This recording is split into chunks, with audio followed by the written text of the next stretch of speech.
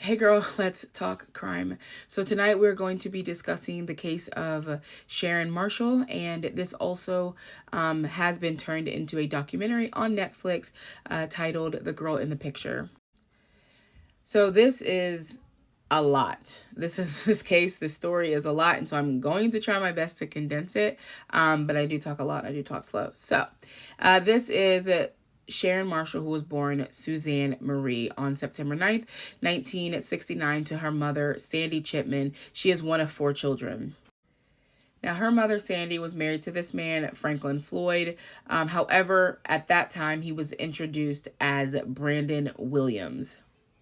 So he has a history of abuse, uh, crime, dysfunction, just a really rough upbringing. So his father died when he was really young. His siblings, he's one of five, and his mother ends up moving in with his grandparents. At some point, his grandparents were just like, it's too much, y'all gotta go. And so his mother, Della, ends up surrendering all of her children to a children's home, and she goes on about her business. So while in this children's home, he is allegedly sexually assaulted. He is mistreated. He is abused. As a teenager, he was taking care of himself. He was caught in the act, and one of the staff member at this children's home had put his hand into boiling hot water. So a lot of different things like that were happening to him.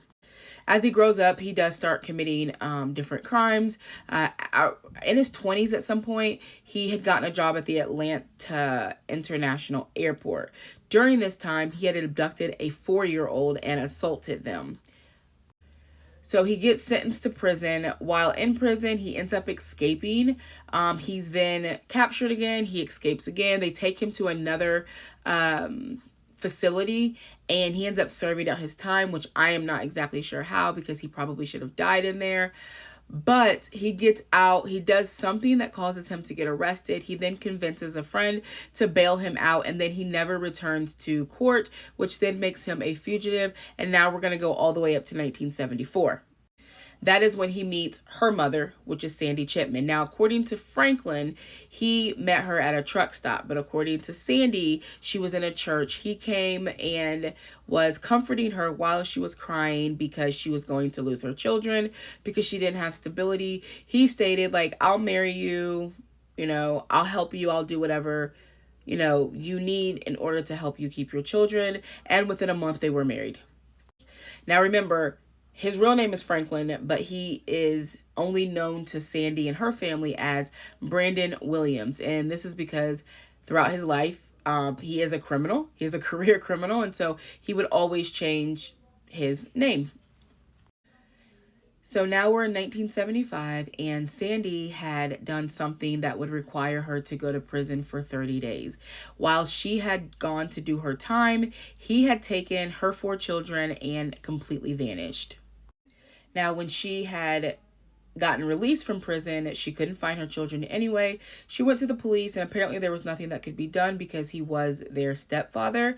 And so she ends up finding 2 of her children in a children's home.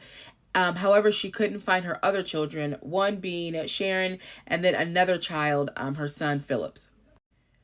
So during this process, Philip was sent wherever he was sent. We'll get to that momentarily. And then he had kept Sharon as his daughter. Now, Sharon is actually born Suzanne, but he renamed her to Sharon. And so growing up, that's all she knew, was that her name was Sharon. Everyone that met her, they thought her name was Sharon. So he had enrolled her into school. They had ended up moving to Oklahoma City, and then they were under, of course, false names, Sharon. And then I do believe he changed his name. Now, at this point that he is raising her as his daughter, he is also sexually abusing her. So Suzanne, who was renamed as Sharon, ends up graduating high school, and she was given a full scholarship to the Georgia Institute of Technology, but Franklin would not allow her to attend.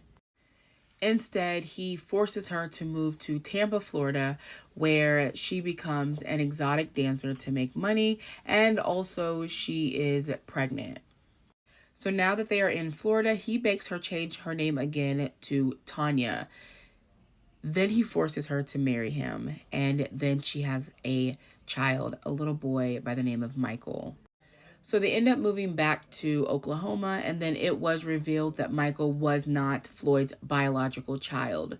While in Oklahoma, he then becomes a suspect in one of Suzanne Sharon's co-workers' disappearance. This is Cheryl Ed. She went missing right after she was seen arguing with Franklin Floyd. In 1990, Susan Sharon was found unconscious on the side of the highway, and it had appeared to be a hit and run initially. So she was then taken to the hospital, but unfortunately she did not survive.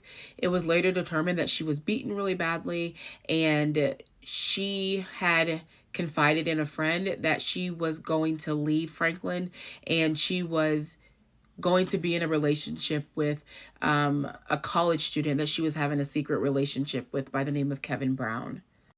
So her son, Michael, was put into foster care. And then in the first grade, this was in 1994, Franklin walks into this elementary school with a gun and kidnaps Michael. So he was then found guilty of kidnapping and sentenced to 55 years in prison. And then he was also found guilty of first-degree murder in the murder of Cheryl Ann and given the death penalty. It wasn't until 2015 when he had an interview with the FBI that he admitted that the same day that he had kidnapped Michael from the school was the same day that he had killed him, shot him in the back of the head twice, and left his body along the side of the road. His remains were never discovered, and police do believe that they were eaten by wild hogs. 5 years after Susan's real identity was revealed, her brother Philip was located in 2019. And Franklin Floyd died at the age of 79 while on death row in January 2023.